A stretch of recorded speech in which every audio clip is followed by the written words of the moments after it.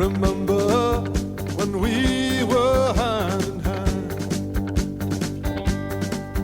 Remember we sealed it with a golden band. Hello, everybody. Welcome back to Geezerology. Bill and I are here today to talk about an album that came out 40 years ago on March 15th, 1982 to be exact. It's by Richard and Linda Thompson. It was released on the Hannibal Records label, which was a label owned by the producer, Joe Boyd. And Bill is here to start us off on this record. Take it away, Bill. Thanks, Scott. This is probably, when it comes to marital discord breakup records, this is the one that you probably either absolutely want to or absolutely should not play, depending on the state of your emotional condition. Any kind of relationship that's viewed through this is going to be amplified. So I'm going to step back a little bit and talk to you about how this record, which is pretty important to me, although it's not even my favorite Richard and Linda Thompson album, came to be and what it means today. So back in the late 60s, 67, 68, Richard Thompson, who was a teenager, 17 or 18 years old, fell in with a bunch of other like-minded musicians who were very enamored with the kind of work that was going on in the US in particular. And they really kind of saw what the band in particular was doing, kind of taking Americana and running it through a modern filter and still having it represent all of that kind of emotional connection with the country and the notion that it wasn't really psychedelia that mattered so much as the ethos of the land and the history of the people who live there. But they realized, not being North Americans, that they really couldn't ape that sort of a style, but they did have their own bedrock, and that was kind of the Celtic, Gaelic, English tradition of all of the kind of folk music that actually did go over to America as part of the settling of the country and the Appalachians and all of that sort of byproduct. So what they did to make it different, though, was rather than make it folk music in the Peter, Paul, and Mary sense, they made it, electric, traditional English folk rock. And Thompson became kind of this exemplar of a really sophisticated guitarist, and for my money, probably one of the best rock guitarists ever, and certainly one of the most unknown in comparison to his contemporaries. But not only that, he actually became a very adept songwriter, and his style, which he carried through with the band that was formed, the Fairport Convention, which had a couple of, I would say, very modest hits, but quite influential. Their singer, Sandy Denny, is probably best known for her work with Led Zeppelin, but she was quite unique, her voice, her approach, and with this band that Thompson was in, it was quite powerful, really great stuff. They lasted about 3 or 4 albums with Thompson in it. He left, and then he, as a solo artist, was kind of trying to figure out what he could do with his skill set. This kind of haunting, somewhat cynical, but nostalgic view of the world, in particular England. And he had a couple of solo albums, did some work with some of his colleagues from Fairport, and he actually met up with Sandy Denny's friend, Linda Peters. And Linda was a backing vocalist doing some work, and she was involved with his first record, Henry the Human Fly, which is quite interesting. Not a fantastic record, but very good in spots. And you could see what was starting to come on with this. So they fell in love. They got married. They put out a couple of classic albums, really, really good. And these are my favorites. Pour Down Like Silver and I Want to See the Bright Lights Tonight. And that latter one is how I discovered Richard Thompson by accident. So I happened to read Stereo Review in the sometime in 1977, and there was a review by this guy Steve Simmels. Always have to read Steve Simmels, I always thought, because he always pointing out stuff that really aligned with what I was interested in.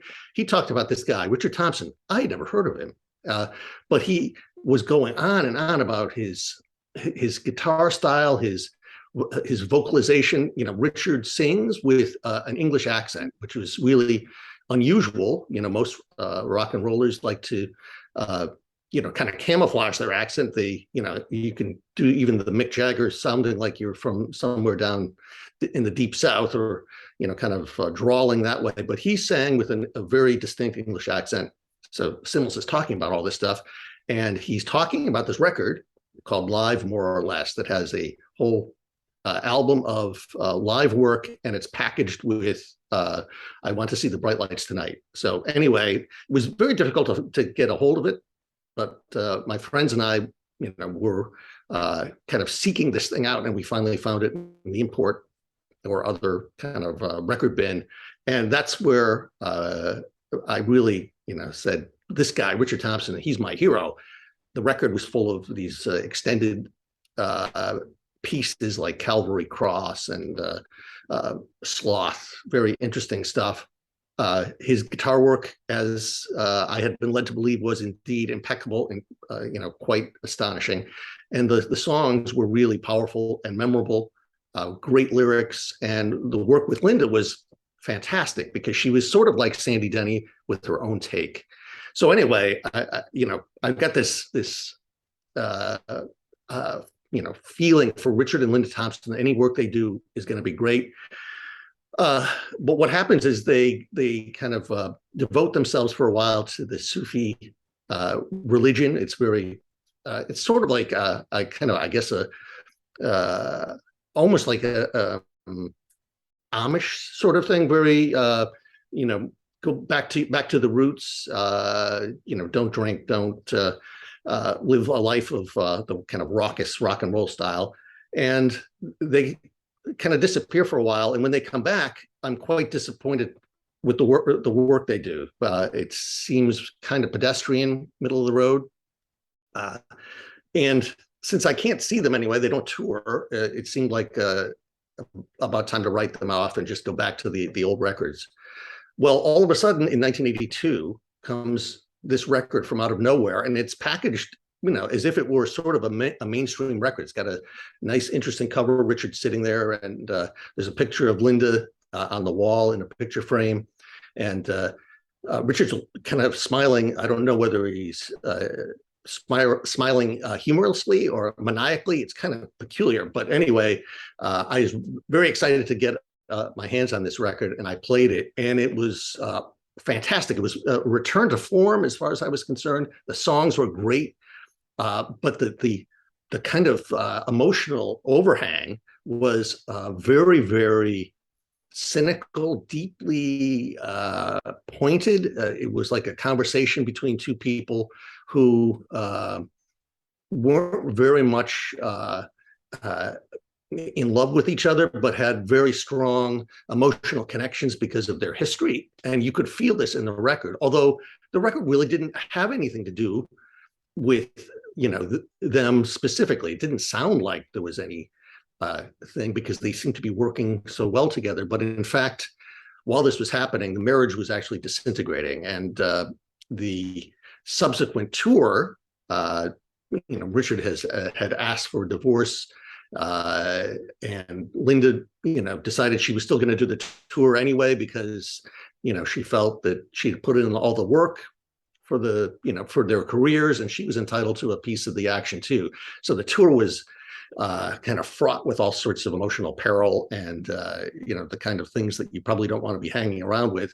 But the output from this work, both the record itself, the tour, and the impact, was quite profound. And I think if you talk to anybody who is familiar with Richard and Linda at all, this would be the record that they would pick as their kind of their crowning moment. And it, as I said, from an emotional standpoint, it certainly is. The songs are are great. Some of them are very, very catchy in the way that, you know, you deliver that lethal subtext with the lyrics, you know, kind of wrapped around or wrapped by music that is very, very toe tapping and exciting, or, you know, can be in the ballad sense, very profound and moving. And of course, the sound is great.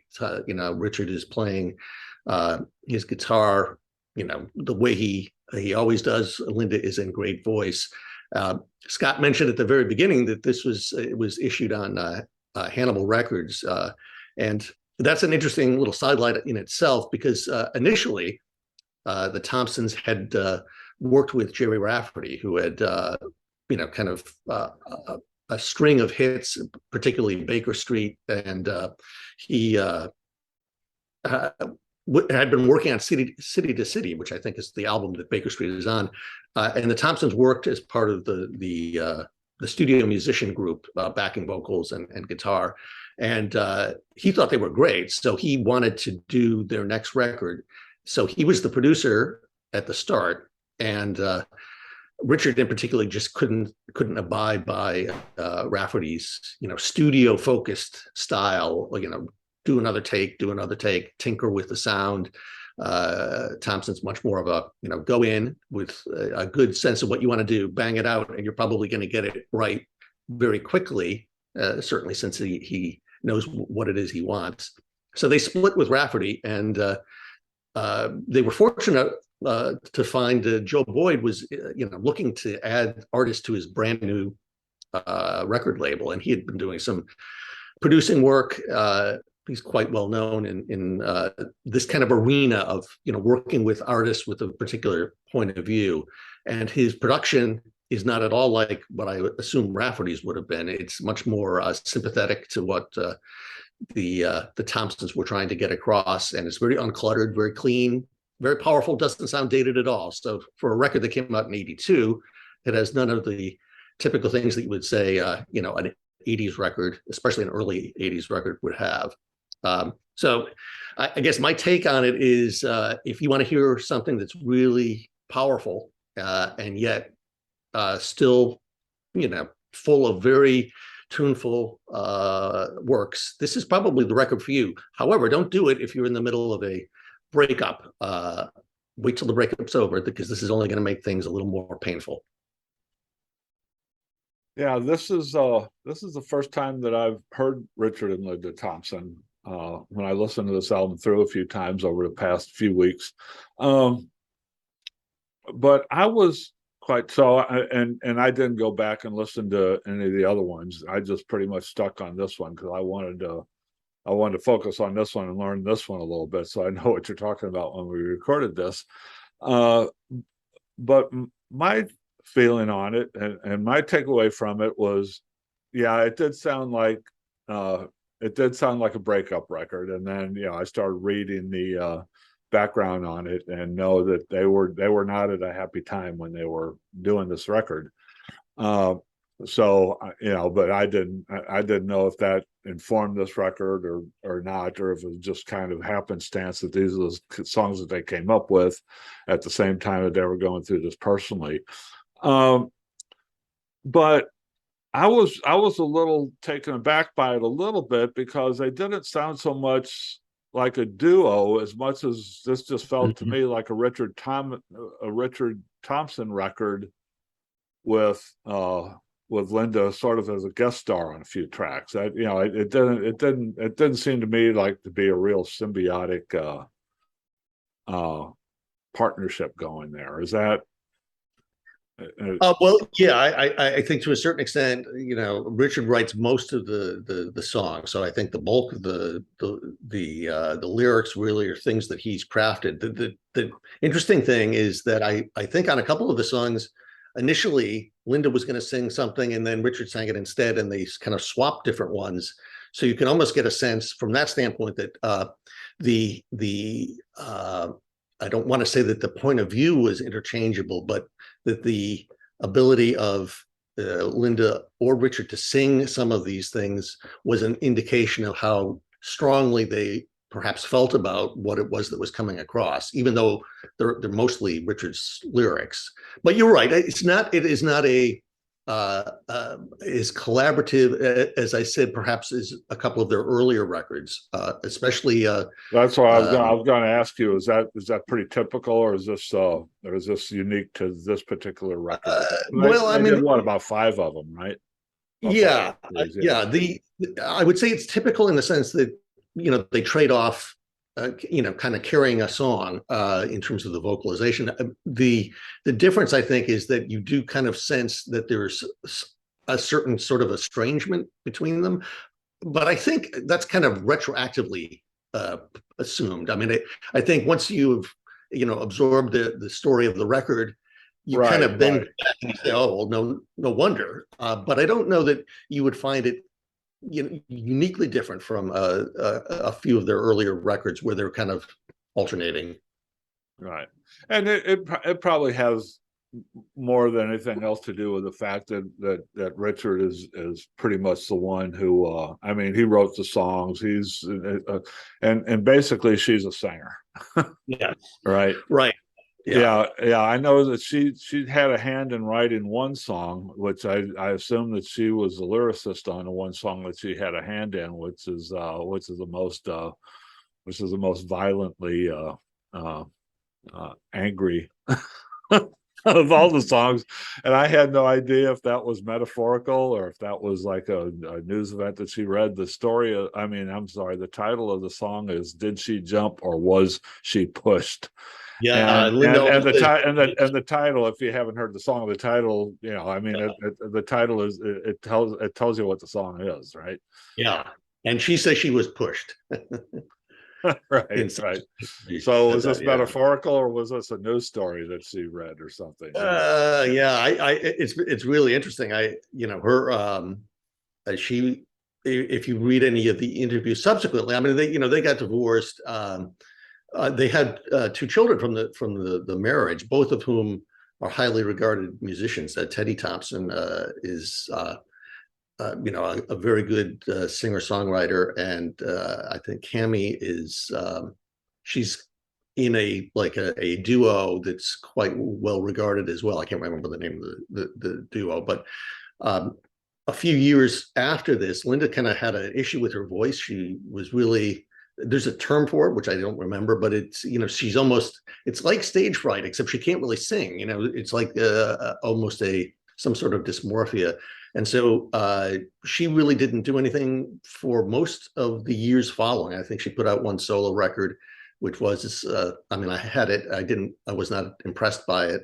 Her voice is still lovely. It's just that minus the input, it doesn't come across quite the same way without Richard's kind of skewed perspective. But they did, as a family, there was a Thompson family record that they did a few years ago, which was kind of interesting. So that's kind of the way, I would take the story up to the present time. In the interim, Richard got married, divorced again, and now he lives, believe it or not, I find this kind of hard to believe given his, real sense of Englishness. He lives in New Jersey.